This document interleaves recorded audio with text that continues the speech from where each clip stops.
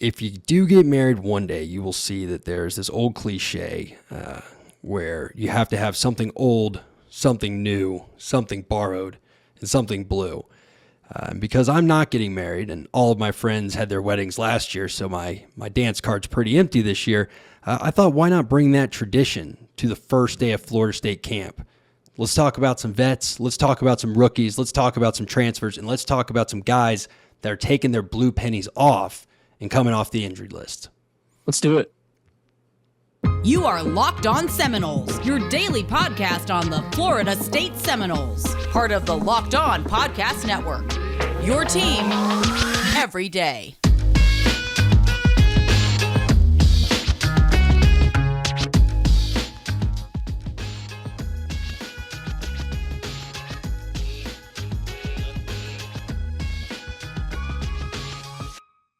Ladies and gentlemen, thank you as always for joining us here at Locked On Seminoles. Today we are joined for the second time by our correspondent in Tallahassee, Hunter Steele. Hunter works with Seminole Productions. He works in real radio, and sometimes he slums it with the schmucks like us that do this for a hobby.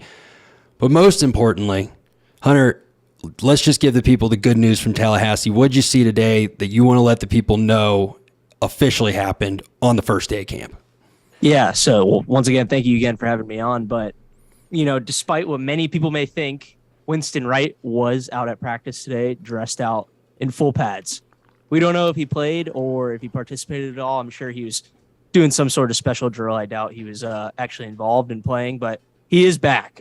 That's a lot for something of that injury. I didn't expect to see that guy in pads at all this year, so that's huge. Yeah, it's pretty wild. Winston Wright, for those of y'all that maybe lose track of who these guys are during the offseason and you're tuning back into Locked On Seminoles to get the season started with fall camp starting today, he was a wide receiver, transferred to us from West Virginia. He had, I think, close to 800 yards receiving in the Big 12 last year. By far the most, I never want to use the term sure thing, but the most proven product we picked up in the transfer portal. And he was on campus, I think, for like a week because he came after the spring game. So he couldn't have been here more than two or 3 weeks. He was back home for the week between, I guess, spring and summer B, got in a car wreck where he wasn't driving and it wasn't his driver's fault. So just like complete victim of circumstance, breaks his leg. And we think we've probably lost him for the whole year. And now he is in shells, or shoulder pads. It's kind of hard to tell what they're wearing now. I assume it's shells, but the shoulder pads keep getting smaller. The shells keep getting bigger. And that's just really exciting, man. Talk to me a little bit about what you think he brings to the receiving corps as a whole, just having a guy that we know can produce the way he's produced in the past. Yeah, when you get a guy like that who's done it at the D1 level, something that we kind of have lack of here with our receivers, production at the D1 level, when you get a guy like that, it's huge. And especially when you have a lack of punt return and kick return like we have had the past couple years, what he brings to the table with that, I think, like you said, it would have been a perfect pairing for him to come in and just, play. But, I guess there's other plans in store. And unfortunately, he did withstand that accident. But, I mean, he's in pads. That is a miraculous improvement from where I thought he would be. I never thought I would see him here. Yeah, it's interesting, man. I've talked to a few doctors about this because I've got, just a couple I know that have nothing to do with the team and a couple I know that are around the team. And they all say the same thing. The leg is just the most wild card of an injury. I mean, you break it in one place, 3 months later, you're playing football again. 2 inches higher, you're in a cast for 8 months. So it sounds like he got really lucky while getting unlucky, but I want to move on to a few more guys and tell y'all as fans who you should be most excited about going into camp. Now, let me preface this. Don't let Twitter fool you. We're not going to play any games during camp. We can't lose the whole season during camp. Brock Glenn allegedly texting Ohio State's coach a little bit more does not mean the world's ending, so we can all just relax. It's 4 weeks of practice, and then we take on the Duquesne Dukes as a warm-up before we go face LSU. Hunter, I'm going to kick us off, man. Something old, that I'm excited about, and that all the fans should be, is Fabian Lovett. But he was part of that 2018 transfer class, came in, it's like, okay, we don't really know what to make of these guys. And, we were told by people who knew him, hey, look, did not always applied himself, maybe is the right way to put it. And if he turns it on, he's going to be a special player. And we've seen that over 2 years. We've seen consistent growth. And I think nowadays, so many kids coming out of high school are already going through amazing strength programs. They're going through 7-ons, week in, week out. They're going to places like IMG Academy. And you don't often expect a kid to progress much past his sophomore year. So it's great when you see a guy like Fabian, where a lot of people had frankly written him off 2 years ago. And then last year you watch, and he was just a disruptive force left and right, feeding sacks to the outside. So I expect him to take a big step, and I think fans should be really fired up about having him anchoring the interior defensive line with Coop. 100%. He's a guy who, I'm going to be completely honest, I thought he was gone at the end of last year. I did not know he was going to come back. He definitely blessed us with coming back, because I don't know where this interior D-line would be right now had he not. So, I'm extremely excited to have him. He's a guy we need desperately. A vet I'm excited to see, and this kind of correlates with the theme of the offseason and I guess the end of last season, but Camm McDonald. Camm McDonald is a guy that's been here through, 3 coaching staffs now, 2 if anything. His career stats, he's just leveling right about 500 yards, 550 career yards. And like I was saying, this correlates with the trend of Jordan Travis progressing. I think with Jordan Travis is going to have his best career or his best season as a Seminole. And I think that correlates with Camm McDonald also having his best season as Seminole, surpassing 300 yards at least. And that's not even asking that much. Camm McDonald's a guy I'm excited about, a guy who's a leader in the locker room. And, I think Norvell will finally get to utilize his tight ends this year the way he would like to. And I think Camm McDonald will reap the benefits of that. Yeah, and we talked about this earlier in the week, Drake and I did, where it feels like Camm McDonald doesn't necessarily get the love he deserves, which, how did I put it? It's not his fault the coaching staff has failed in recruiting certain types of tight ends. He is a true pass-catching tight end. He's 6'4". He's sitting around, I think, 255 is what they have him listed at right now. He's not going to put his hand in the dirt like Jordan Wilson and blow guys off the ball, but it's not his fault. That's the coaching staff's job to go get someone that can do that and let him do what he does best. I really have no complaints about his game. The only thing I think I want to see more of from him is if you watch the Louisville game 2 years ago, first play before Jordan did his little ball dribble magic into the end zone, Jordan's about to take a sack. There's Camm McDonald, dumps it off to him. 2 plays later, same drive, same little thing. He got really good at finding open spots. And last year, I feel like he didn't quite have that.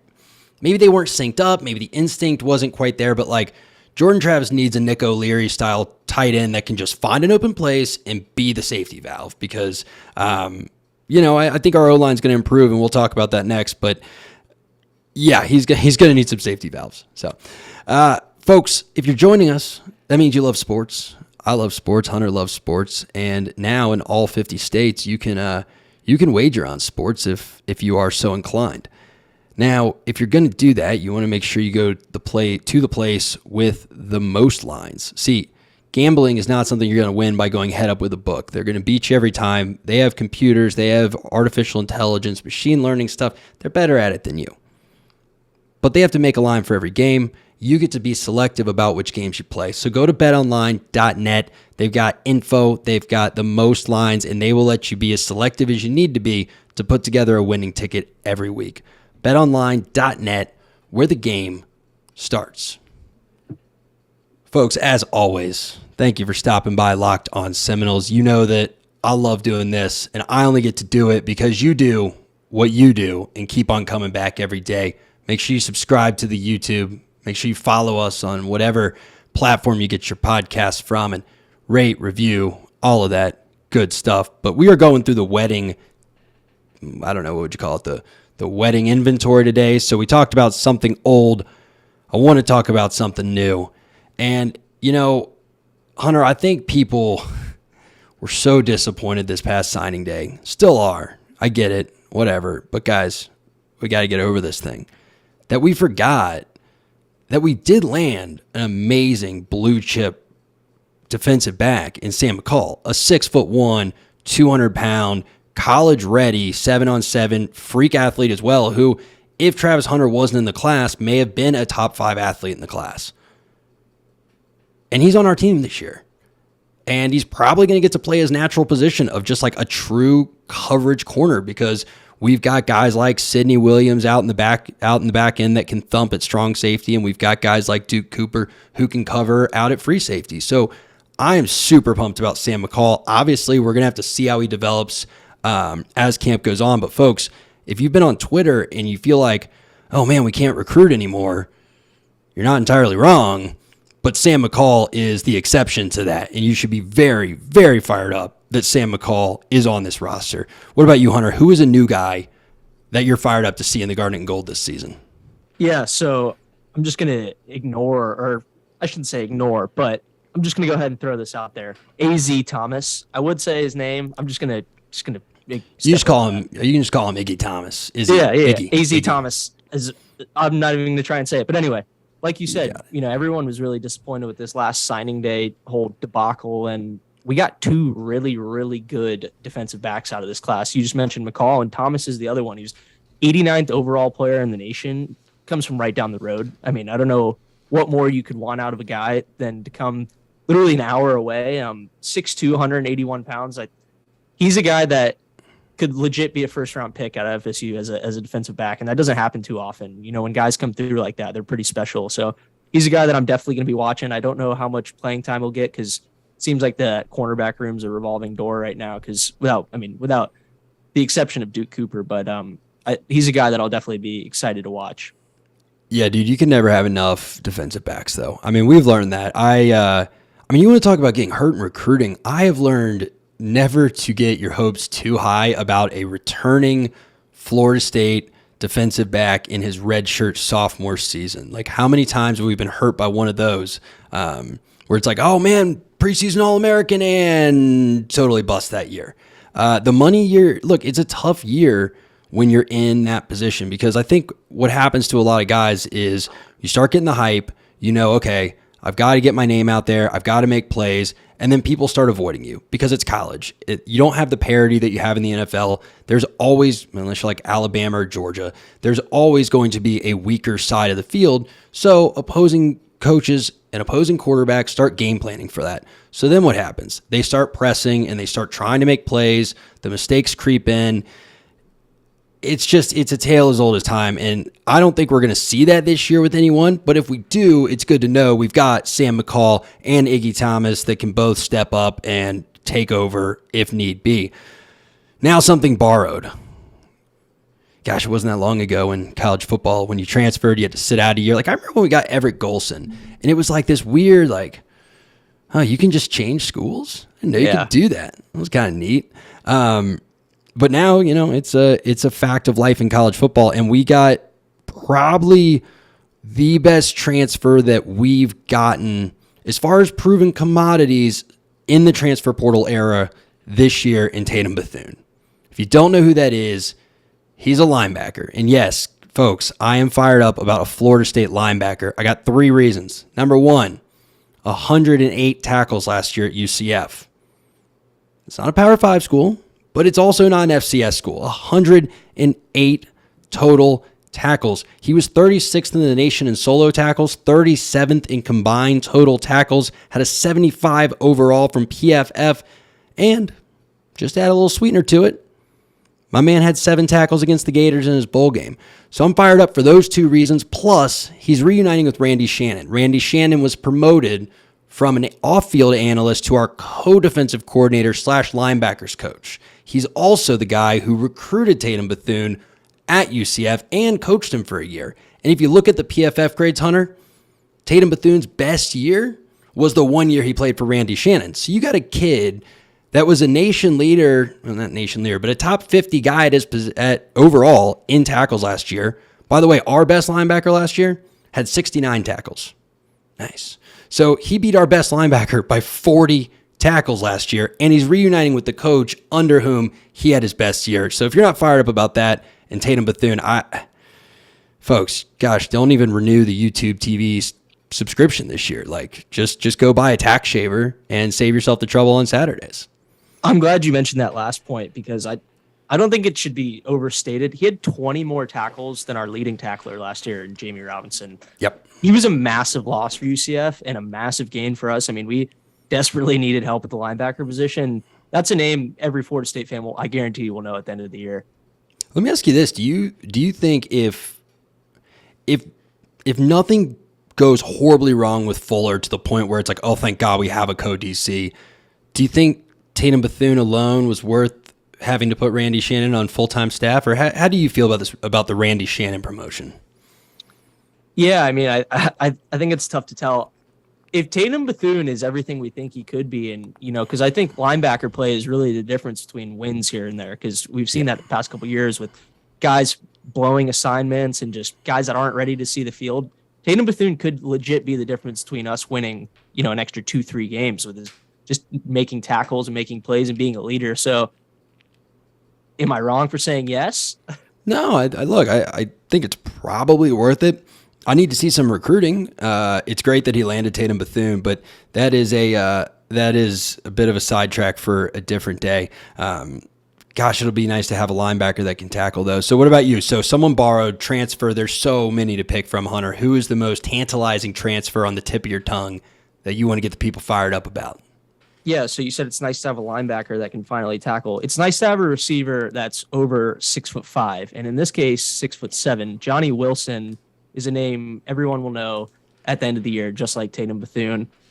Geez, it's been a while since we've had a big body. I mean, we mentioned it last time I was on, how we were last season throwing fades to Keyshawn Helton.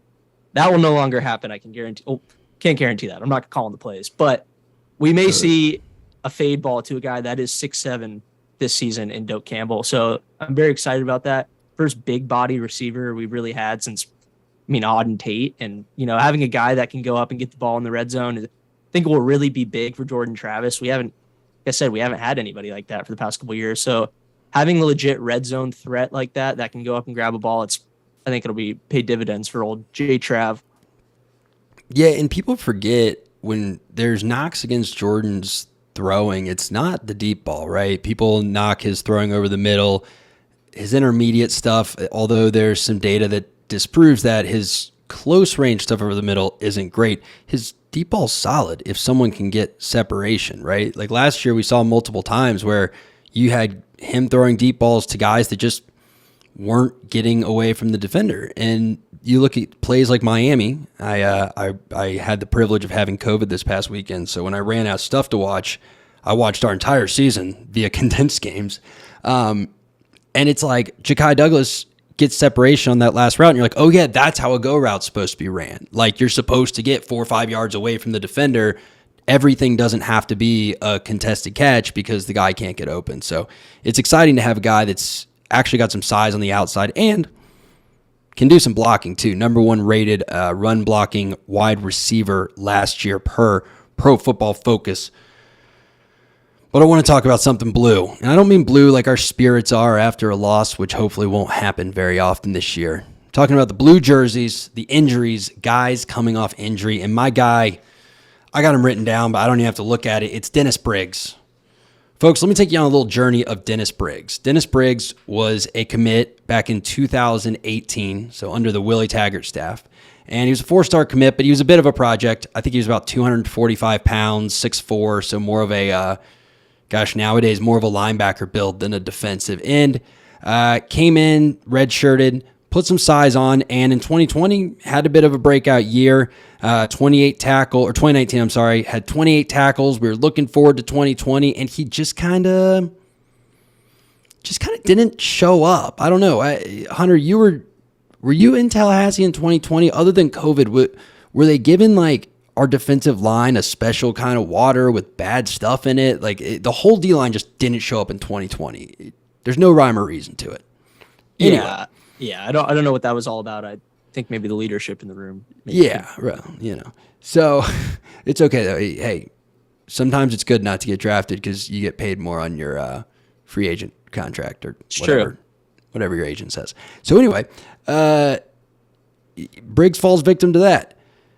Then he gets named the defensive most improved player of the year because the last 5 games, he all of a sudden shows back up and he starts playing D-end again. He comes in 2021. He's 280 pounds. We're excited. We're like, all right, so we've got a guy that had 28 tackles in 2019 plus like 25 pounds. He can set the edge, and he gets hurt against Louisville. 4th game of the year. He actually, by the way, Hunter, in that game, he scored an 81.1 per Pro Football Focus before he got hurt on a chop block because, God forbid, they make rules that protect the defense. Everything is going to be targeting by the end of the decade, but, you want to tee off on a 280-pound kid's knee, by all means, knock yourself out. So I'm excited to see what he could do this year, man. You look at his weight, he's still sitting around 280. I can tell you just from being sick for 3 days or, being a wrestler, it's hard to keep weight on when you're not able to work out the way that you're used to, right? You don't have your appetite. You're not keeping the muscle on. So I'm hoping the size that he kept is all good size, but we're going to find out in the next couple of weeks here. And if it is, I think we could see a really big year from Dennis Briggs stepping up on the outside. Yeah, he was a guy last year that I think you kind of forgot that he was kind of in the shuffle, but not due to him, his performance. It was due to his lack of performance because he wasn't playing at all. I think having a body like that in the lineup, if anything, is huge. And a guy that's been around the program, this is like you said earlier in the show, that his money year. Yep. Yeah, man. It's one of those things where I wonder.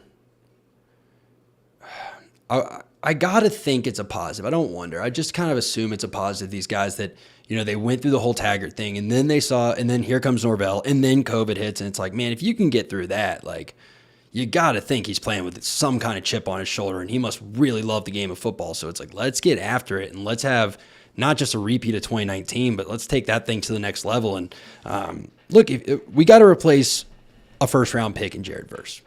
In Jermaine Johnson. It's going to be tough to do, and Dennis Briggs is going to be a huge part of doing that by committee, plain and simple. But I think he can take that next step. And again, fans, when he gets like 40 tackles, just remember who told you first. Dennis Briggs Jr., baby. Remember where you got that scoop. I guess the blue guy I'm excited about, for lack of a better term, would be a guy who was really blue this last year. He was really, really hurt. And he is a new name to Seminole. I was going to say Seminole Nation, but that doesn't sound right. To the Noles. Trey Benson from Oregon, running back. Everyone remembers him from the spring game. I don't know how many people know this. He tore his ACL, MCL, meniscus, and another tendon in his knee. So if you're looking for an injured guy, this is indeed an injured guy. Jeez. But spring game, 7 for 77 yards. Pretty impressive performance behind kind of a shuffling deck of cards, O-line. I'm really excited to see what he can do. I mean, Ja'Shawn Corbin's another guy. Last year, we had running back come in with a blown up knee, and he had a pretty productive year. I think he had a really strong year, and Trey Benson's a guy I think he can come in and have a pretty darn good year, especially behind this improved O-line. We have more bodies. He doesn't have to worry about one of his starters going down and then him having to have Brady Scott block for him. Yeah, right. Seriously, man. And look, we're gonna need it from him. The run is gonna be so important this year. It was last year. I think we were a 67% run team. And we're going to need to do that again, like you said, with Johnny Wilson. We also got transfers, Winston Wright, who we spoke about, who hopefully will be able to see the field. We have the sort of project in Deuce Span. Josh Burrell should be back, Malik McClain, all those guys. But this is not a pass-first team. Like, until we can see the pass protections there, until we can see that, these guys don't drop half the balls that come their way and those kinds of things, we're going to need to go with what works, and what works is going to need to be the ground game. And, I'll be honest. I'm glad you said Trey Benson, because when I watched the spring game, rewatched it, I completely forgot about him in that game. I obviously remembered him, but, dude, he's got something. He is explosive. I don't know if he's a Ja'Shawn Corbin yet, but that spring game was like 3 months ago. It'll be over 4 months ago by the time that Foot hits leather against Duquesne. So if we can have that explosive threat there, if Trayshawn can just do literally exactly what he did last year, no more, no less, and then Lawrence Toafili can give us like a little bit more, this could be a damn good running back room. Yeah, I agree, especially with Jordan, calling the shots and running everything, with how elusive he is with his legs and how dynamic he is. We're going to run the ball. There's no question about that. Yeah, man. And final thought I want to leave the folks on. I'm glad you said the thing about being elusive with his legs.